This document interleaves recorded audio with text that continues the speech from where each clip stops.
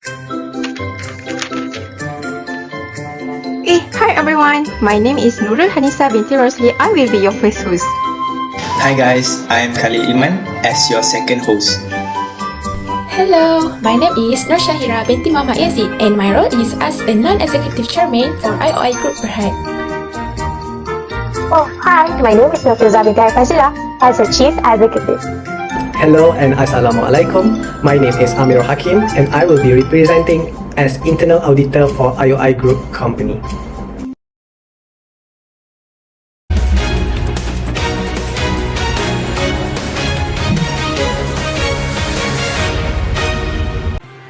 Hi, Assalamualaikum. Welcome to Audit Matters with us. I am Nurul Hanisa as your host today with Khalil Ilman. and today's topic is on environmental audit.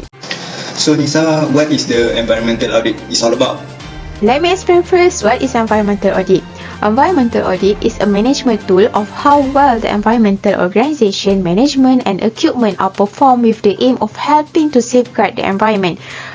This is really important to increase the awareness to the environmental and also in order to protect the company from the statutory liabilities. And nowadays, the environmental audit has growing as most of the company has realized they need to develop and use more internal tools as to control the environmental performance. For your information, the environmental audit also has the advantages and disadvantages. So the first advantages is because of the company can build the good reputation by having the environmental audit. For example, if let's say the company has complied this standard, of course it will give the great result to the public and will attract them to buy more on the products. The second advantage of the environmental audit is on the company can avoid the negative campaigns, since now people are more concerned on the environment, so they must want a company that can comply with the laws and regulations. Therefore, the company may be able to avoid like boycott campaigns of its products. And the last advantage is on the environmental audit can also ensure the company is complying with the laws and regulations in order for them not getting penalized by the government. Now, what is the disadvantages of the environmental audit? The first is audit can be time consuming and costly. Of course, it requires time and cost, especially for the staff to adopt and learn in this knowledge. And if the small company conduct this, there will be a small fees will be given since they only have the limited resources. The second is the company can take advantage to use the positive publicity without trying to responsible fully in the environment. And so from this, the company can deceive the stakeholders also. The last disadvantages is on the auditor also can be biased with the certain company, especially a big company. So they give a good environmental record, but actually the company is not. Now let us move to the related standard that we'll be using in the environmental audit. So what is the standard? Which is ISO 14001. So it is a set of guidelines for environmental management system, which is EMS, which has been adopted by the International Organization for Standardization and the Global Federation bodies. This standard will help the company to safeguard the environment, also balance the society needs. The company will gain a variety of benefits from effective environmental management, such as lower environmental costs and waste, increase the employee motivation and the customer satisfaction, since now they are more concerned about the environmental protections. Exactly. As for today, we had one of the biggest companies listed in the Bursa Malaysia with us here today to share the information in regards of the environmental audit, which is IOI Group Berhad. Here with us, we have the Board of Directors of IOI Group Berhad, which is Nur Shahira binti Muhammad Yazid as a non-executive chairman and Nur Fizah binti Haris Fazilah as a chief executive and internal auditor, Mr. Amirul Hakim bin Ramli. Okay, so I would like to ask our non-executive chairman, Shahira Yazid, can you tell the viewers that the company, what is the company is all about? I see, thank you for the question. Okay, actually, IOI Group Berhad is a leading global integrated and sustainable palm oil producer that are listed on the main market of Bursa Malaysia Berhad. Our palm oil businesses consist of upstream plantation in Malaysia and Indonesia and downstream resource-based production operation, where this resource-based production business is consists of three segments, which is in refining, oleochemical and specialty oils and fat. We also own 2 palm oil refineries in Malaysia and 4 oleochemical production plants in Malaysia and Germany. Apart from that, our downstream products are exported to more than 60 countries worldwide. Okay, may we know the vision and mission of the IOI Group Berhad? Okay, actually, our vision is to be a leading in sustainable Malaysia business corporation with a global presence. For our mission is to achieve responsible and sustainable commercial success by addressing the interests of all our stakeholders, caring for the community and the environment, and adopting best practice to be globally competitive. Oh, I see. As far as I know, IOI has produced few products, right? Can you elaborate more on this? Okay, actually, IOI Group Berhad focus on 2 main products, which is for the first one in the plantation, where we engage in the business of cultivation and processing of palm oil and is engaged in seed breeding, cultivation and extraction of vegetable oil. Today, we have about 96 estates, 50 palm oil mills and 4 research and development centers across Malaysia and Indonesia and employ around 25,000 people. Next, for our resource-based manufacturing, our group has strengthened its integrated palm value chain, where it consists of refining and processing crude palm oil and palm kernel oil into oleochemical and specialty oils and fats used in various industries such as food, personal care, household, pharmaceutical, cosmetic, and chemical. I hate to say this, but Ms. Zaharah will be answering question after our commercial break.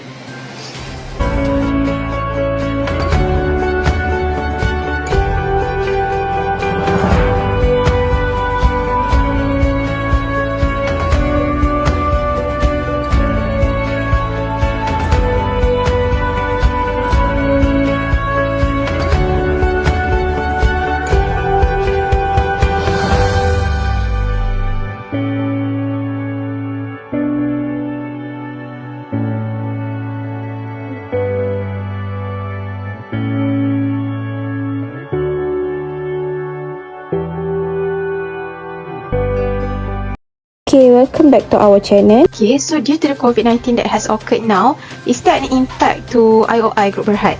Yes, of course. The global spread of the COVID-19 pandemic impacts all industry in all directions. IOI is not spared. The disruption, uncertainty, and volatility of the crisis affect both IOI Corporation Berhad and also IOI Properties Group Berhad. However, we can respond with resilient, where our strong fundamental and foresight have enabled us to respond at the speed of COVID-19 impact, and our transition toward mechanization approach in our estate has enabled us to conduct the operation with minor disruption and remain competitive.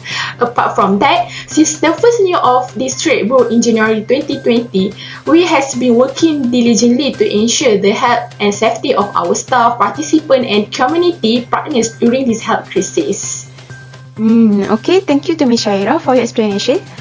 So now we would like to know on how IOI handles its environmental management. So to Ms. Filza, can you elaborate more on this? Sure, and thank you for the question.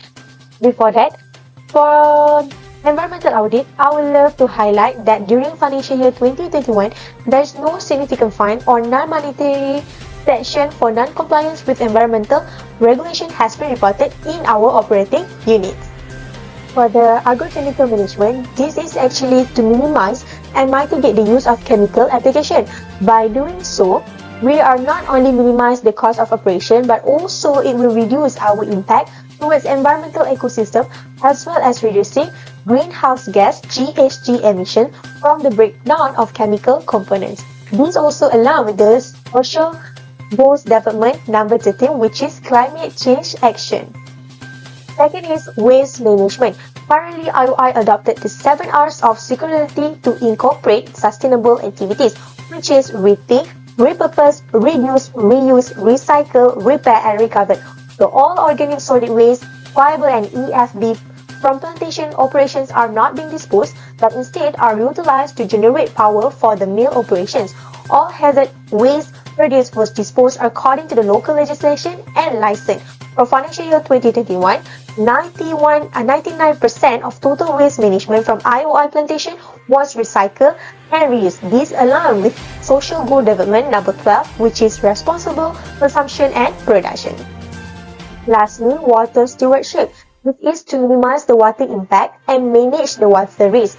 So these water management plans are updated frequently for both our plantation and manufacturing operations. So second, protection of natural ecosystem and waterways. So how we do so is by maintaining the water table at each area, analyzing the water quality and consumption to maintain the optimal health of the river ecosystem and the quality of the water supply. Efficient water management and reducing in manufacturing facility. In financial year 2021, about 97% of water is being recycled back into the facility operation. Oh, so the IOI is already sustainable in its business, right? So can you give some of examples? For sustainable initiative, actually we have done many activities for sustainable initiative throughout the year and the previous years, such as the first is the Child Education Initiative. So this was launched in 13 December 2021.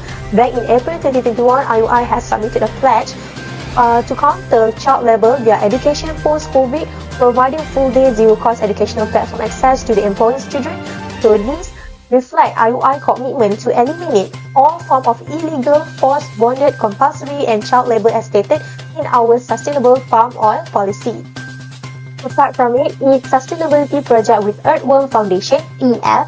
So back then on 9 August 2021, EF has hosted a webinar titled Strengthening Child Protection in the Palm Oil Supply Chain as a part of Sustainable Palm Oil Commitments, meeting no deforestation, no peat and no exploitation requirement.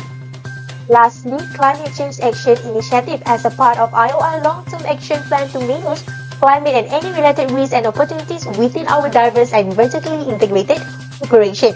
So by installing 10 methane capture facilities at major mill operations, our target to reduce the emission up to 41% by 2025. So this aligns with Social Good Development number 13, Climate Action. Thank you, Ms. Filza. Okay, seems like Mr. Amirul, the internal auditor of the group IOI Berhad, is eager to share some other information with us. Okay, so Mr. Amirul, what is the role and relationship of the internal auditor on environmental audit? As you know, internal auditor does not only assess on IOI internal factor, but also we emphasize on environmental audit. The relationship of audit and environmental audit include: first, identifying significant environmental effects; secondly, do any document regulatory requirement by the government; and third, set an objective and target for future environmental performance; fourth, to implement the procedure and measure for achieving the objective and target; last but not least, to undertake audit to assess environmental performance and the effectiveness of the measure to achieve the defined objective and target. I see. And what about the Audit Risk Management Committee in IOI Group Berhad? Is it the same as the General Internal Auditor does? No. Let me explain on IOI Audit Risk Management. IOI Group Audit Risk Management Committee works closely with Bursa Malaysia. This is to oversight of monetary consistency of IOI, which comprise of and ensuring liability could be reduced by: first, attempting on doing extra obligation to help the board; second, on ensuring monetary in details between group fiscal summaries; third, have set clear control and arrangement of company internal control; next, to evaluate the group practices, cycle and adequacies of framework of hazardness of the board; last but not least, audit irreconcilable circumstances and related party exchange of the group. Now I understand. So now, is there any issues that happening in audit risk management in IOI itself? Ongoing issue that IOI is facing is the COVID-19. The COVID-19 subsequently have took a toll on preparing IOI financial documents and annual report for the year ended 2021. The lack of environmental awareness in terms of critical store network, coordination and dispersion disturbs the imaging from the pandemic during the revealing time frame. However, we have got better input from the executive and also external auditor to cope with this unique situation. Thank you, Mr. Amirul, Ms. Shaira and Ms. Filza for being able to be here, sharing a very insightful information with us. Therefore, we can see that IOI Corporation Berhad is one of the leading palm oil players in the world. Its palm oil business involves the cultivation of the palm oil and the processing of palm oil. Technology advancement is very important for the IOI corporate in their operation as the plantation company. Okay, in conclusion, even though the IOI Group has a very good in handling their issues with the environment, there are some things they need to improve. Further strategy implementation is needed for the IOI corporate to gain sustainable development and financial growth. As for recommendation, IOI Group should pull out environmental plans and procedures, best management practices to show how the facility is working to control and prevent spills and release, such as SOP, standard operating procedures, contingency plans or emergency action plans. Other than that, by providing training to the employees can be used as a proof on ongoing effort to maintain and grow environmental programs at the facilities. Once all the staff has been familiar with the environmental program, management can prepare inspection reports. We will meet again on the next episode of the Audit Matters. Bye.